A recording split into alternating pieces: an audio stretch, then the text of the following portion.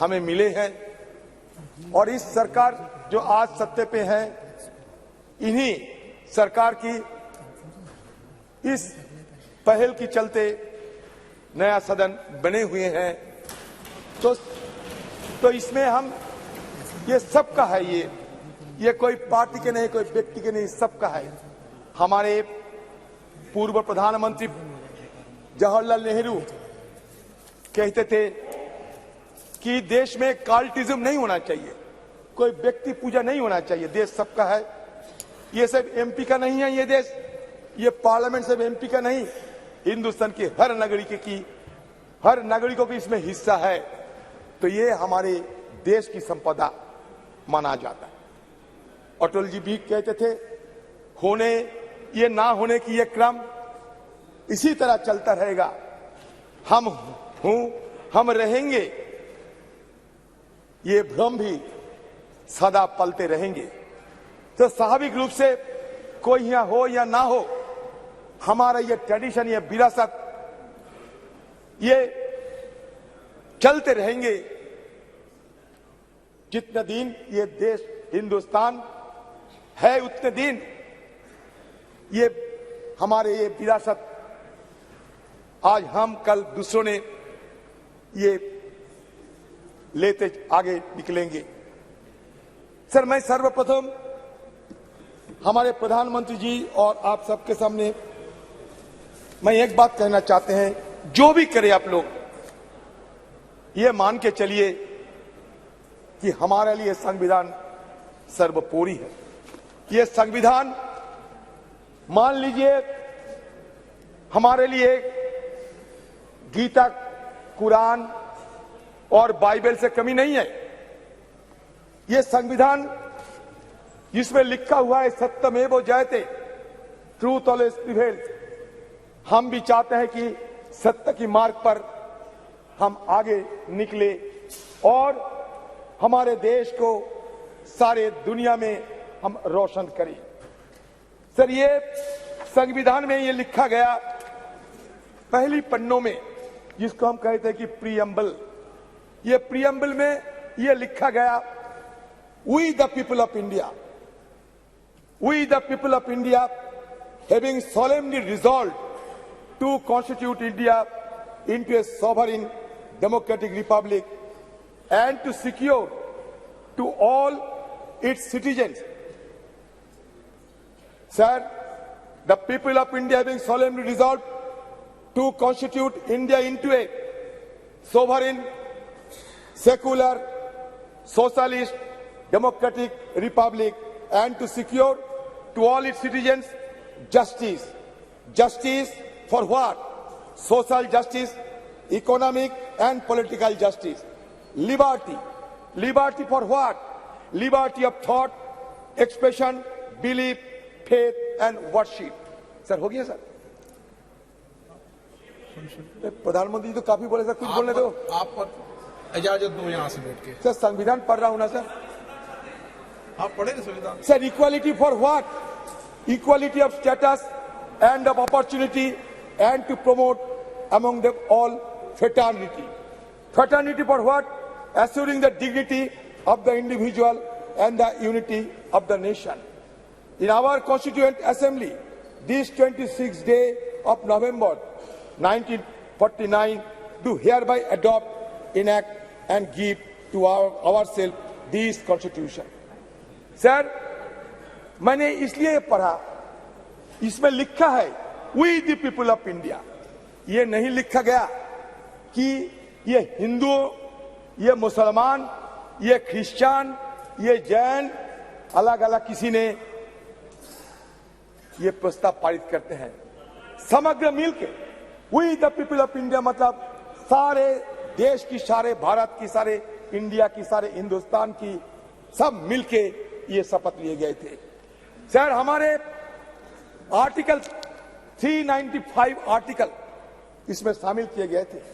उसमें जब पहला आर्टिकल, उसमें यह लिखा जाता है कि India that is Bharat shall be A union of state, मतलब भारत और इंडिया के बीच कोई अंतर नहीं है। जो भारत होते हैं वो इंडिया है, जो इंडिया होते हैं वो भारत है।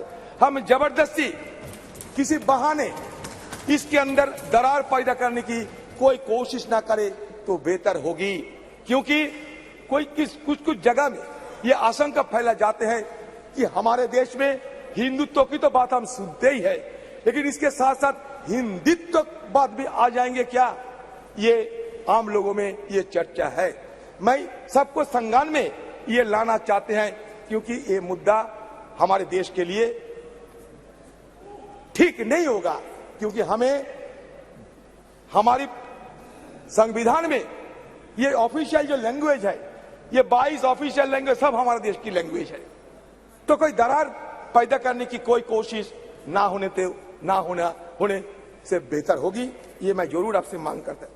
सर, सर्वप्रथम और एक बात कहना चाहते हैं। सर, प्रधानमंत्री जी G20 और शुरुआत तो किए थे राष्ट्रपति जी की भाषण के साथ साथ पार्लियामेंट में नो कॉन्फिडेंस, उसके बाद G20 को तो हम देखे हर दिन देखते ही हैं, आज सदन में भी देखे, दोनों लोकसभा में भी देखे, सेंट्रल हॉल में भी देखे, यहाँ भी देखते हैं। प्रधानमंत्री जी की हर भाषण सुनते सुनते मान लीजिए कि हमारा जहन में सिमट गए हैं। मैं इसलिए यह कहना चाहते हैं अभी कि सर देखिए, ये सदन की गरिमा की बात किया जाते हैं, लेकिन कम से कम सरकार कम से कम ये कभी सोचे हैं कि हमारे ये सदन में स्पीकर है लेकिन डेप्यूटी स्पीकर नहीं है, क्यों? ये पहली बार आजादी के बाद, संविधान रचना होने के बाद पहली बार हमारा ये सदन में स्पीकर साहब है लेकिन डेप्यूटी स्पीकर नहीं, क्यों? ये हम सबको सर अगर बोलने देंगे तो मैं बोलूंगा सर। अब समय सर ये तो सर यही तो हमारा मांग उधर भी थे इधर भी है, इसीलिए कभी कभी हम थोड़ा जोर आवाज करते हैं, हमारा आवाज रुकने के लिए पूरा अपने बना दिए सारे बहुत ऊंचा कर दिया, हमें कोई अगर बात वहां तक पहुंच ना पाए। सर मैं ये कहना चाहते जो आरक्षण की बात हमारे प्रधानमंत्री जी अभी अभी कहे हैं, मैं ये कहना चाहते कि महिला आरक्षण 1989 में जब राजीव जी प्रधानमंत्री थे तब स्थानीय निकायों के चुनाव में उन्होंने 1/3 आरक्षण महिलाओं के लिए सुनिश्चित किया था। तत्पश्चात कांग्रेस की सरकारों ने लगातार प्रयास किया कि महिला आरक्षण का बिल पास हो, कानून बने, लोकसभा एवं विधानसभाओं के लिए भी 1/3 आरक्षण के लिए राजीव जी की सरकार, देखो प्रधानमंत्री जी कह रहे थे कि व्यवहार से पता चलेगा कौन कैसा व्यवहार करता है, प्रधानमंत्री खुद अब देख लो, प्रधानमंत्री का अपमान कर रहे हैं आप लोग, प्रधानमंत्री खुद आप लोगों को सिखाता कि व्यवहार की उल्टा व्यवहार करते हैं। चल हो गया, राजीव जी की सरकार, नरसिम्हा राव जी की सरकार, फिर डॉक्टर मनमोहन जी की सरकार, अलग अलग सरकारों ने अलग अलग समय पर अपनी हैसियत के अनुसार उसको पास कराने की प्रयास किया। कभी राज्यसभा में पास होता था, लोकसभा में नहीं होता था, कभी लोकसभा में होता था, राज्यसभा में गिर जाता था। डॉक्टर मनमोहन सिंह की सरकार के वक्त जो ये बिल आया वो आज तक जीवित है, राज्यसभा में पास हुआ है। हमारी CWC कांग्रेस कार्य समिति की बैठक में जो रेजोल्यूशन पास हुआ, प्रस्ताव पारित हुआ, उसमें ये मांग की गई है कि ये जो आने वाले विशेष सत्र है इसमें महिला आरक्षण की उस बिल को पास किया जाए, पारित किया जाए। ये बहुत महत्वपूर्ण है, ऐतिहासिक है।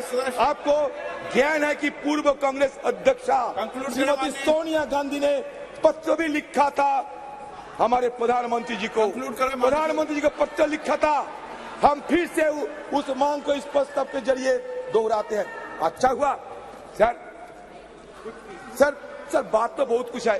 प्रधानमंत्री जी सिंगल दिखा रहे थे, आप बोलना बाद में, अभी बाद में बोले सर। बोल में महिला आरक्षण, प्रधानमंत्री सिंगल दिखा रहे थे महिला आरक्षण बिल के समय। आज तो स्वागत कर दे आपके, ये सिंगल सदन में स्वागत कर दे आज तो। सर सिंगल दिखा रहे थे सर, ये सिंगल की इतिहास बता देता है last. No sir when India attained, sir ये सुनिए, सदन के इतिहास सुनिए, when India attained independence from the British, The then Viceroy, Lord Mountbatten, posed a question to the to-be Prime Minister.